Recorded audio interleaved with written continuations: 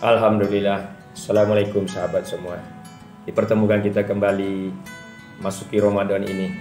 Tentu hendaknya keselamatan bagi kita. Dan yang terpenting tetap di jalannya yang dituntunkannya. Apapun keadaan kita, dalam keadaan morat marit compang camping, yang penting masih tersisa setetes keyakinan bahwa ada yang benar di luar kita. Ketika Ramadan sangat luas ibroh dan pelajarannya. Yang jelas Ramadan itu adalah bulan gemblengan, bulan pelatihan, bulan riyadhah. Ramadan bukan bulan tujuan. Ramadan itu adalah pelatihan penggemblengan mutlak selama 1 bulan dalam setahun untuk nanti persiapan acting, persiapan praktek 11 bulan sesudah Ramadan. Jadi jangan kita habis Ramadan kita sudah menggenggam surga. Ini pelatihan mutlak.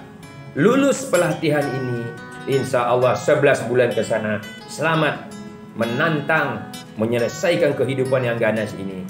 Gagal ketika Ramadan ini, 11 bulan itu mesti hancur-hancuran sahabat. Kita lihat makna Ramadan.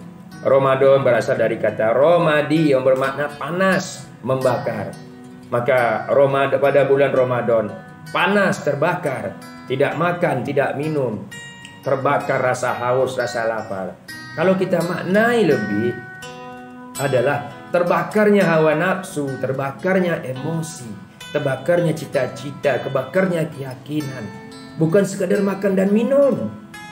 Jika diluaskan kehidupan nyata di zaman 11 bulan selanjutnya, bulan Ramadan cuma makan, minum, dan menahan dan selainnya.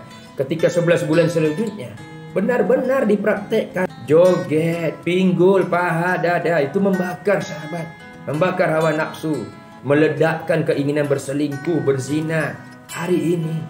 Dan itu yang harus ramai-ramai diperangi. Itu yang harus ditanamkan ke anak cucu. Itu yang alim ulama harus serentak berceramah dengan gaya yang berbeda-beda. Karena telah mewabah dan korbannya banyaknya ibu-ibu umat Islam. Ibu-ibu yang tidak mengerti ilmu apa-apa, hanya sekedar ingin viral, ingin terkenal. Anak-anak muda terkena racunnya. Maka kita semua terkena getah. Maka bulan yang panas Romadi itu maka tidak boleh makan minum, menahan. Pada bulan Ramadan, ketika 11 bulan selanjutnya, kita juga menahan emosi, menahan saling mengutuk, menahan saling bid'ah, sesat, Arab. Kita menahan. Kita harus melihat dengan mata kepala yang dingin, dengan wawasan yang luas kita tahami. Umat ini pemahamannya dangkal, basicnya. Jangankan sekolah, masih banyak yang tidak sekolah. Di pedalaman sana, Sumatera, Jawa, Kalimantan, kelilinglah sahabat. Banyak yang bismillah pun ibu-ibu Islam tak tahu artinya. Banyak yang kita tanya, apa arti assalamualaikum mbah, mbok? Assalamualaikum artinya tanda salat sudah bubaran. Bagaimana mungkin kita memvonis mereka bid'ah, sesat? Belum sampai kepada mereka. Alim ulamanya kurang. Jutaan lulusan pondok pesantren, jutaan yang mengaku ulama, jutaan sahabat. Maka dikatakan Ramadan ini adalah pelatihan. Bulan yang panas, di tengah yang panas itu kalau mampu menahan, makan, minum, hawa nafsu mengendalikan, di tengah bulan yang panas itulah akan diturunkan cahaya Quran. Petunjuk dari langit, wangsit kata di Jawa.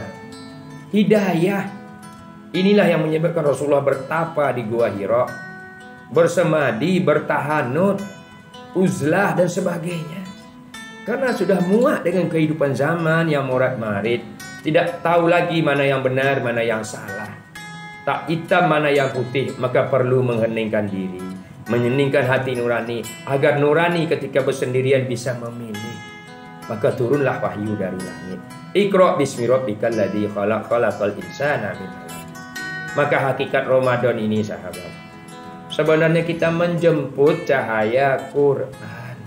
Bukan banyaknya ibadah ritual yang sujud menyentuh bumi, bukan banyaknya mengaji yasinan yang dilantunkan, tetapi mengikro, membaca kondisi dosa kita di masa lalu, dosa kita di masa sekarang, lalu di masa depan ingin berubah atau tidak. Melihat anak istri kita di masa lalu dengan kemiskinan, kesusahan. Di masa sekarang sudah mapan, sudah punya mobil, punya rumah. Adakah keinginan merubah cahaya, menuntun keluarga kita kepada cahaya Quran? dalam pemahaman, dalam arti sebenarnya. Sehingga ketika kesadaran itu muncul, turunlah setetes hidayah dari langit.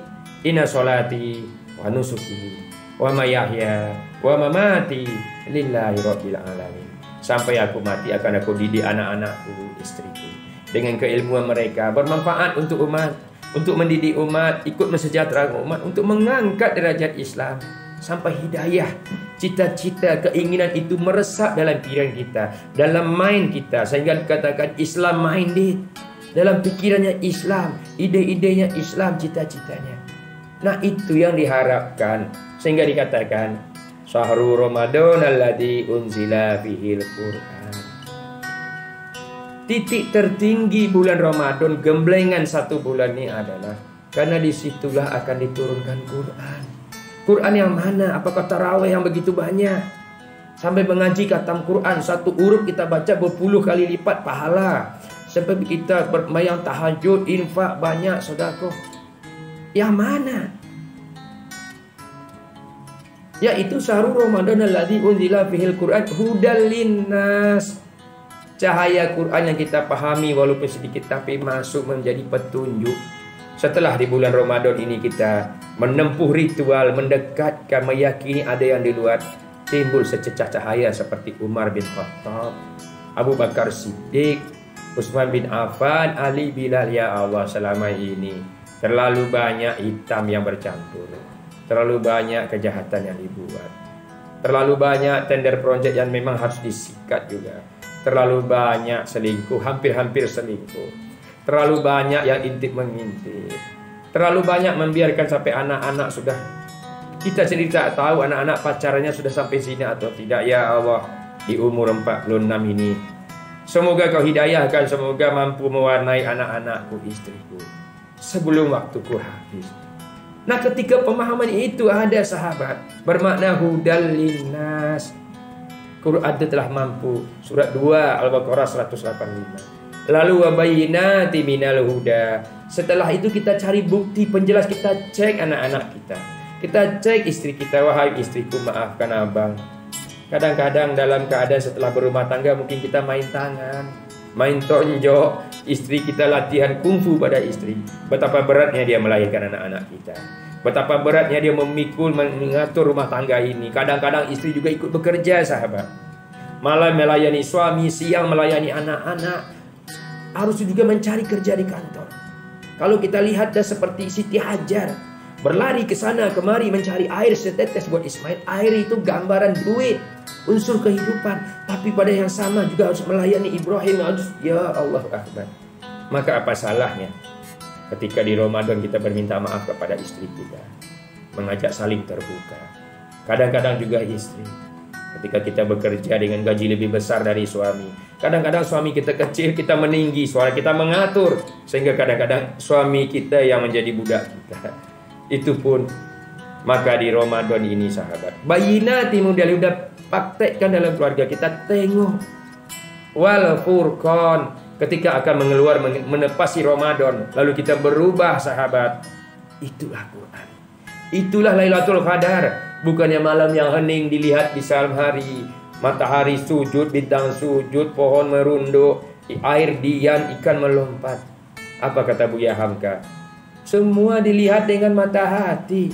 Ketika hatimu sujud, ketika hati nuranimu tunduk, duduk bersimpuh di kaki Allah, di haribaan Allah, di hukum Allah, di hadapan Quran, maka mata batinmu akan melihat kesalahanmu selama ini, kekuranganmu, kenaifanmu, lalu engkau bertobat dan bertekad memperbaikinya.